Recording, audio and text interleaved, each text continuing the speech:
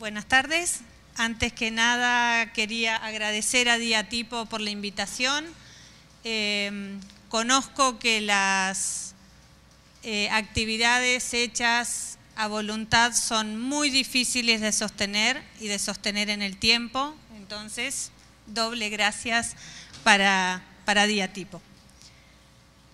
Lo segundo que quiero agradecerles de antemano es el esfuerzo por entender el castellano. Sé que no va a ser fácil, sé que es difícil escuchar una conferencia en otra lengua. Voy a tratar de hablar despacio y no tengo problema que si algo no se entiende, levantan la mano y en una de esas puedo tratar de aclararlo en ese momento y si no, lo escriben y trato de aclararlo después. Lo que quiero compartir con ustedes no tiene que ver con un repertorio o un catálogo de situaciones que se estén dando en Latinoamérica, sino que traigo una colección de preguntas. Latinoamérica es muy grande y es muy diversa. Las situaciones de abordaje de la tipografía son muy distintas en nuestros países, incluso al interior de nuestros países. Entonces, hacer un panorama que pretenda cierta justicia sobre el estado de la tipografía en Latinoamérica creo yo, es imposible. Por lo tanto, traigo algunas preguntas. De algunas de esas preguntas tengo alguna respuesta posible, pero más que nada es la invitación a que cada uno piense esas respuestas y en una de esas en algún momento las podemos compartir y podemos estar más seguros de que el panorama latinoamericano es un poco más parecido a la realidad. Creo además que de ese modo podemos vivirlo de un modo un poco más vivo y un poco más dinámico, que es más parecido a la realidad.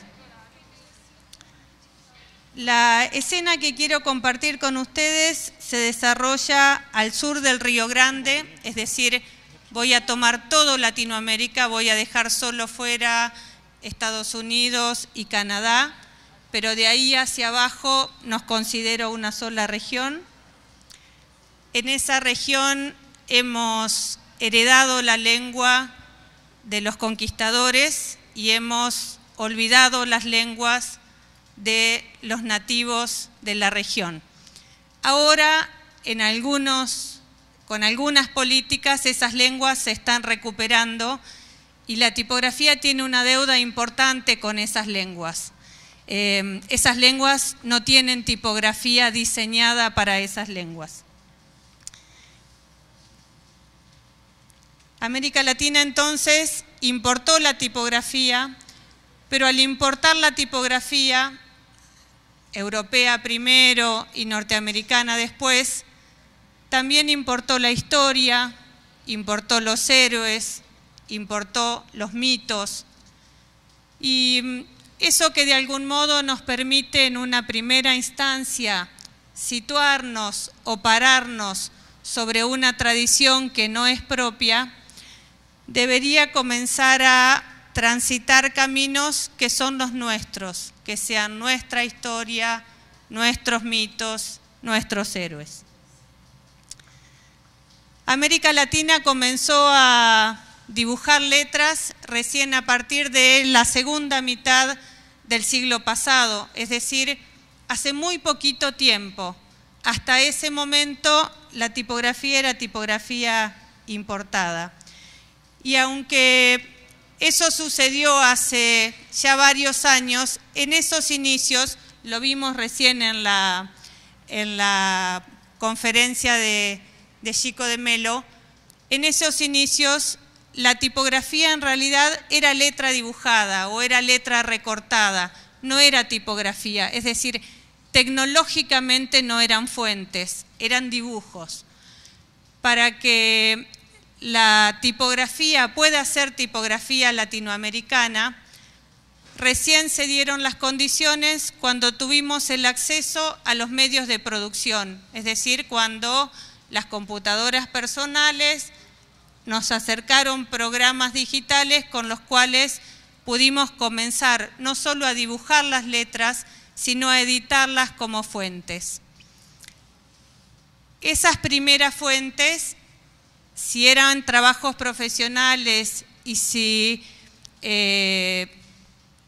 eran comercializados, nuevamente dependían de la comercialización de empresas que no eran latinoamericanas, sino que al menos la comercialización con cierta escala seguía dependiendo de empresas que son extranjeras, que eran extranjeras. Recién con la llegada de Internet, nuevamente, cuando accedemos a los medios de producción, tenemos la posibilidad de distribuir y comercializar desde Latinoamérica para el mundo, sin perder la posibilidad, por supuesto, de seguir vendiendo a través de empresas extranjeras.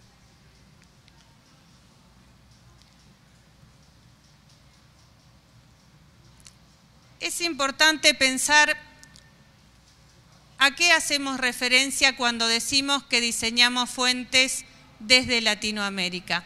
No me estoy refiriendo a estar situado físicamente en un lugar. Me estoy refiriendo a estar situados cultural y económicamente en determinado lugar. Me estoy refiriendo a valernos de nuestra cultura, de nuestra estética, de nuestra tradición, de nuestros usos para diseñar fuentes. Y de nuevo, no me estoy refiriendo tanto a cuestiones que tienen que ver con la morfología de las letras, con el estilo de las letras. No me refiero a sentir que la tipografía es latinoamericana porque utiliza guardas incaicas, sino que me estoy refiriendo a pensar en nuestras lenguas, en nuestros problemas, en nuestros modos de producción de esas lenguas. Me estoy refiriendo a contextualizar nuestro trabajo en este lugar y no en otro. Y parte de las cuestiones que nos hacen latinoamericanos es, por un lado, esta condición de haber heredado la tipografía y de llegar a diseñar tipografía después de que la tradición tipográfica está construida. Y eso en parte puede hacernos sentir como en inferioridad de condiciones, pero en realidad también nos da la posibilidad de abordar el problema con cierto desprejuicio, con cierta insolencia, podría decirse, porque de algún modo el hecho de abordar una disciplina cuando esa disciplina está constituida implica la posibilidad de adueñarse de ciertos saberes, pero también de sumar los problemas y los saberes que esa disciplina no desarrolló o no encontró porque no estaban en la cultura desde la cual fue producida. Hay muchas respuestas para esta pregunta. ¿Para quién hacemos las letras?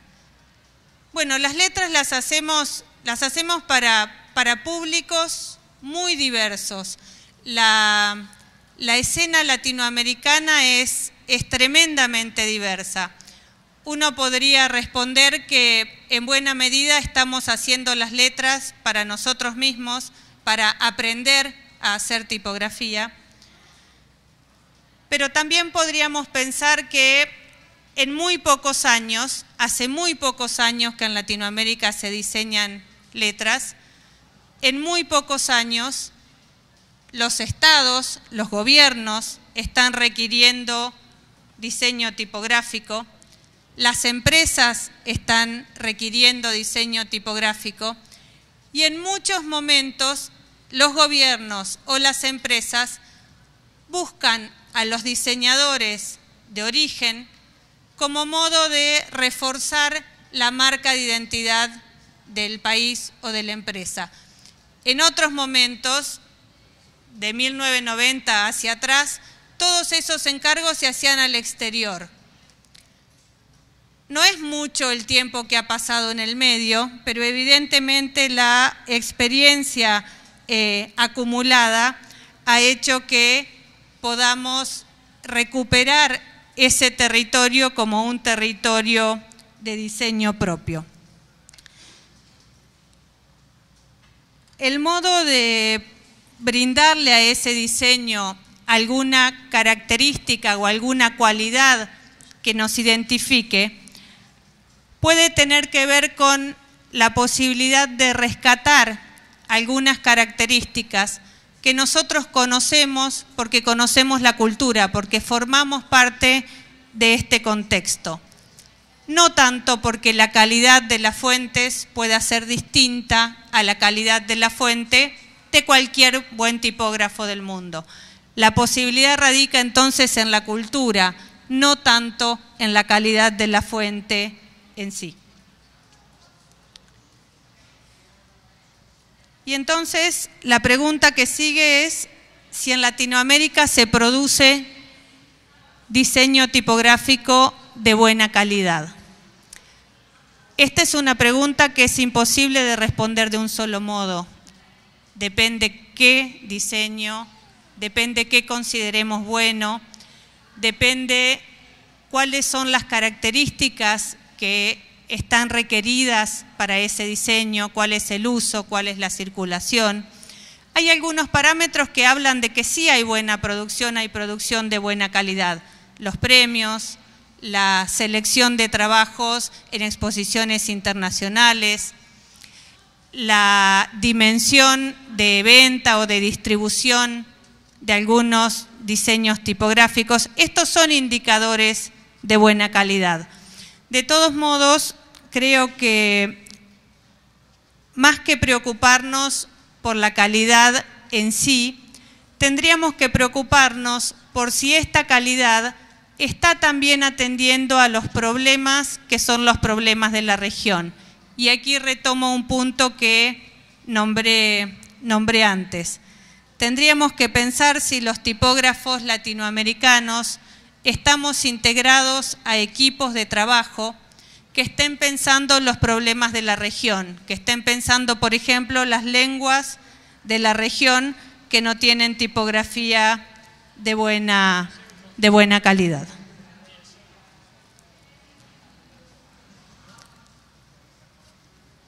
Hacer fuentes desde aquí, en alguna medida, implica recuperar un derecho, recuperar un modo de estar en el mundo, porque así como una vez que el medio de producción se distribuye en la sociedad, tenemos el derecho de hacer nuestras propias letras, letras que nos permitan hablar en nuestro propio tono, que tengan la combinación de letras probadas para nuestras propias lenguas, que tengan los signos de apertura de la pregunta en el lugar correcto, que tengan la ñ o la cedilla con el tamaño y el color que nuestras lenguas requieren. Eso no se lo podemos pedir a los holandeses, eso lo tenemos que hacer nosotros, esa tarea es una tarea nuestra. Y también es importante diseñar letras desde aquí porque es de algún modo adueñarse de un espacio de trabajo y de un modo de vida que en este momento puede ser un nuevo canal de trabajo y de comercialización para los diseñadores gráficos. Si bien desde hace 25 años hemos aprendido los saberes relacionados o vinculados a la tipografía en las universidades, también es cierto que aprender el uso de la tipografía y aprender el diseño tipográfico se ha aprendido en nuestra región desde muchísimo antes. Se ha aprendido de otro modo, se ha aprendido en los talleres de imprenta, se ha aprendido entre un maestro y un aprendiz que le copia su modo de hacer. Pero ese modo de aprender afuera de la universidad, ese modo de aprender de un modo casi intuitivo, es una riqueza que la universidad tiene que recolectar, tiene que valerse de esos saberes y permitir que entren a las aulas.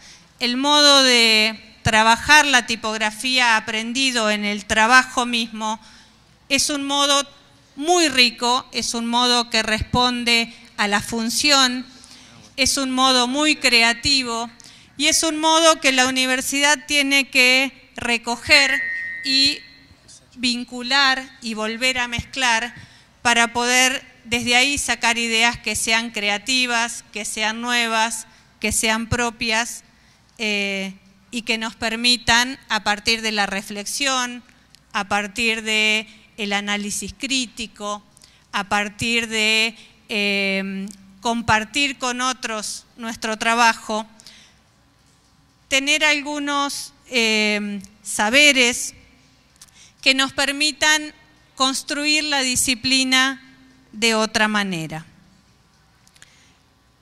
Ese modo de construir la disciplina es un modo que nosotros tenemos que formar, que armar, no solo a partir de la experiencia y la historia de la tipografía europea, sino también a partir de nuestras propias ideas y de nuestra propia concepción de la disciplina y de la enseñanza.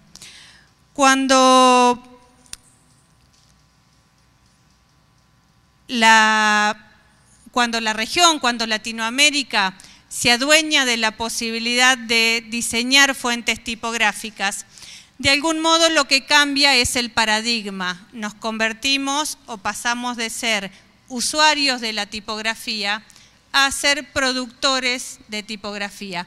Este cambio en el paradigma, esta ruptura que se produce, permite de algún modo identificar problemas que hasta el momento anterior a la ruptura del paradigma no estaban identificados.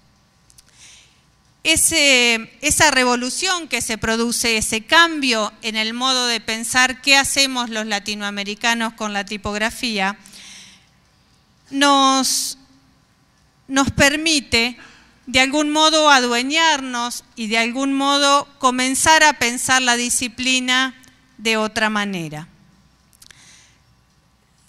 Ese cambio de paradigma podría entenderse como la conformación de una matriz disciplinaria, de un modelo disciplinario que a partir de compartir algunos modos de hacer, de compartir un vocabulario, de compartir cierto recorrido histórico, nos permita conformar un cuerpo de saberes ordenado, sistemático, en construcción constante, que nos permita consolidar la disciplina, que nos permita transformar el oficio en una disciplina. Podríamos pensar que entonces una de las cuestiones que conforman la disciplina es la conformación de un grupo de practicantes, de un grupo de personas que comparten cierto modo de hacer, que comparten ciertas ideas tanto teóricas como históricas que les permiten de algún modo practicar esa disciplina a la que están abocados. Además de diseñar fuentes, para consolidar la disciplina, deberíamos tener en común o deberíamos lograr generar ciertas generalizaciones simbólicas, es decir, cierta teoría que nos permita de algún modo entender, de algún modo modelizar ciertas cuestiones para poder, entre otras cosas, no solo pensarlas, ordenarlas, categorizarlas, sino también enseñarlas. De algún modo, la posibilidad de enseñar a diseñar tipografía tiene que ver con la posibilidad de adquirir cierta estructura en las características de la tipografía que permitan de algún modo ayudar a pensar en cuestiones en las que el que está aprendiendo está trabajando.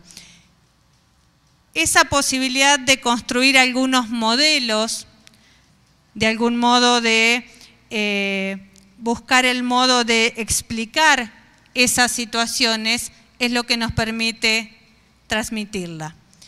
Y también pensar, construir un repertorio de valores que nos parezcan los valores relevantes para trabajar en esas condiciones. El modo de construir eso, de algún modo, tiene que ver con la posibilidad de registrar, con la posibilidad de escribir, con la posibilidad de dejar para que las próximas generaciones, para que los colegas, para que personas en otros lugares retomen esa materia prima y la elaboren. Ese es el modo que a mí me parece en el que se puede consolidar la disciplina. Si bien es cierto que estamos trabajando en eso, si bien es cierto que hay cada vez más textos de teoría crítica del diseño, si bien es cierto que hay cada vez más textos que armen relatos históricos sobre la tipografía en nuestra región, también es cierto que falta mucho, que tenemos que seguir trabajando en ese sentido. Al haber heredado la tipografía y también haber heredado su historia, también en algún caso hemos heredado el modo de enseñar el diseño tipográfico. Y esto creo yo que es más un problema que una virtud, porque está claro que nosotros no somos europeos, no tenemos el modo de ser de los europeos. No solo que nuestras ciudades son distintas, no solo que nuestro modo de vida es distinto, sino que además nuestro modo de aprender tampoco es igual. Nosotros tenemos un acercamiento a los problemas de un modo bastante menos prejuicioso, por la simple razón de que no tenemos tradición, de que la tradición que tenemos es una tradición que no es propia, que no construimos nosotros, sino que tomamos de la tradición europea y más tarde de la tradición norteamericana. Entonces, me parece a mí que esas condiciones hacen que el modo de enseñar a diseñar tipografía en Latinoamérica tenga que ser un poco distinto. Es decir, bien vale tomar el modelo europeo, pero también hay que repensarlo, hay que versionarlo para que ese modelo se adapte a nuestras condiciones. Por ejemplo, recién ahora hay egresados de posgrados que la universidad considere en condiciones de ser docentes en nuestras aulas. Son muy pocos. Si la universidad se pone muy estricta con esta condición, perdemos la posibilidad de que nos enseñen los pioneros de la tipografía de cada uno de nuestros países, porque todos esos diseñadores no tienen títulos, no son doctores, no son magísters, son idóneos, aprendieron a hacer lo que hicieron haciéndolo. Ese modo de aprender es un modo que la universidad debería tomar como un valor hasta tanto los egresados universitarios tengan esa misma experiencia y esa misma validación de sus conocimientos. De algún modo, uno podría pensar que la definición que hace Tony Becher de tribu académica como un conjunto de personas que comparten un modo de hacer. En el caso de Latinoamérica, esa tribu académica tiene características que son particulares. Por ejemplo, buena parte de esa tribu académica está enseñando cosas que no aprendió como un alumno, sino que aprendió como un aprendiz. Son dos situaciones bastante distintas. Entonces, las características que tenemos que valorar para construir cuáles son aquellos elementos que nos permiten identificarnos como tribu académica son un poco distintos a los que puede considerar una universidad que tenga 400 años de experiencia en formación de disciplinas, que es bastante distinta a la nuestra. Tony Becher sostiene que la capacidad de un grupo de constituirse en una comunidad o en una tribu académica está de algún modo determinada por la posibilidad de identificar su propio origen, las personas que la construyeron o que ayudaron a construirla en su origen, y las personas que son valorables por su práctica contemporánea o por su legado, si es que son personas que vivieron en otro momento, y que la comunidad de algún modo legitima como los ejemplos, como los modelos a los que referirse. Podríamos pensar que a partir de ese origen común, uno podría de algún modo ordenar un repertorio de conocimientos que permita recién ahí pensar que uno está en el punto inicial para comenzar a enseñar y posteriormente a practicar una disciplina que tenga raíces en el propio lugar desde el cual se está produciendo.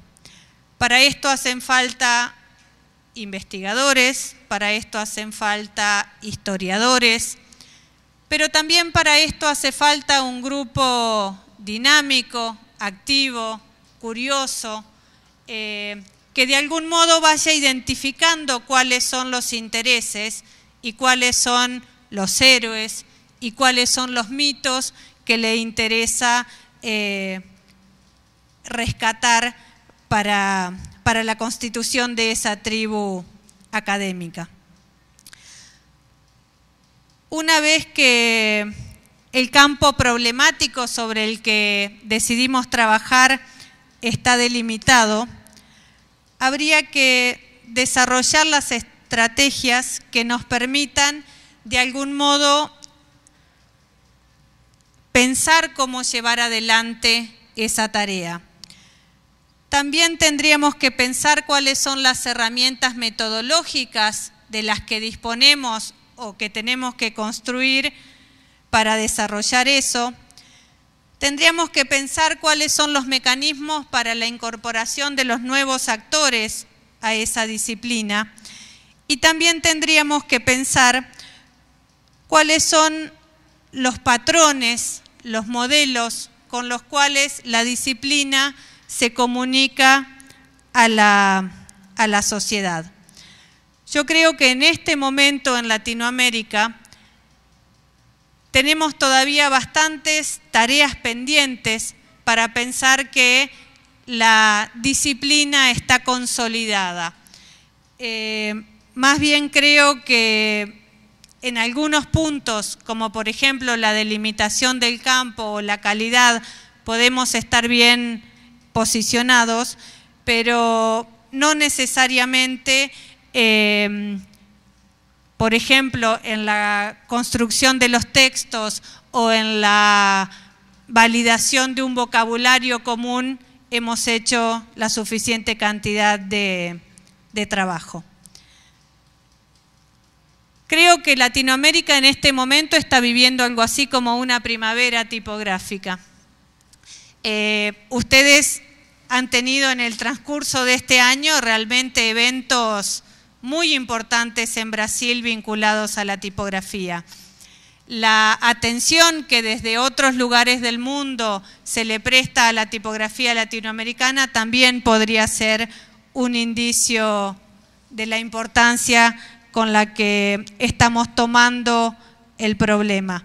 Seguramente con el incremento de investigaciones sobre nuestra historia, con investigaciones sobre nuestras lenguas, con investigaciones sobre nuestros modos de usar la tipografía, estaremos haciendo también honor a esa importancia. Insisto con que 25 años de trabajo en el tema es muy poquito, así que no hay que ponerse ansioso. Falta, pero creo que estamos bien. Creo que lo que podemos aportar al saber internacional tiene que ver con la posibilidad de una mirada fresca, de una mirada sin prejuicio sobre el tema, y que a eso no lo tenemos que perder. Y lo otro que creo que es característico del abordaje que hacemos de la tipografía en Latinoamérica es la posibilidad de un abordaje que es democrático, en el cual no hace falta tener ni una historia ni una trayectoria anterior para sentarse y diseñar letras. Podemos sentarnos y diseñar letras y buscar un amigo que tenga un poquito más de experiencia y nos cuente qué es lo que ve sobre nuestras letras, y después juntos ir a buscar otro que tenga otro poco más de experiencia y nos pueda de ese modo ayudar a resolver el problema. Es decir, el modo de hacer tipografía en Latinoamérica tiene que ver con los grupos, tiene que ver con las comunidades de aprendizaje, y eso hay que conservarlo como un valor. La posibilidad de compartir lo que sabemos, mucho, poco, en proceso de desarrollo, consolidado, no tiene ningún límite, es lo que tenemos que hacer. Es el abordaje al cual me parece a mí que tenemos que recurrir. En síntesis, diría que el panorama de la tipografía latinoamericana es un panorama que está en su despertar, y que ese despertar tiene mucha energía, está muy vivo. Creo que lo que tenemos que hacer es tratar de conservar esa energía y esa intensidad a lo largo del tiempo. Si eso se logra, estamos tranquilos que vamos bien. Muchas gracias.